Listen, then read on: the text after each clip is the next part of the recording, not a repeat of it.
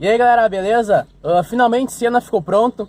Eu vou fazer um vídeo aqui testando o carro. Vou pegar umas curvas, pegar uma estradinha, colocar ali uns 80, 100 por hora, para ver se ele vai vazar óleo, vai vazar a graxa pela coifa. E no final do vídeo de hoje vai ter o carro de vocês aí que me seguem no Instagram. Fiz lá um post para me enviar fotos do projeto de vocês, vai aparecer aqui no final do vídeo de hoje. Se liguem aí, vou fazer uma timelapse aqui com a GoPro, vai ser o primeiro vídeo aqui que eu vou fazer com a GoPro. Os vídeos que eu faço é com o celular. E bora lá, galera!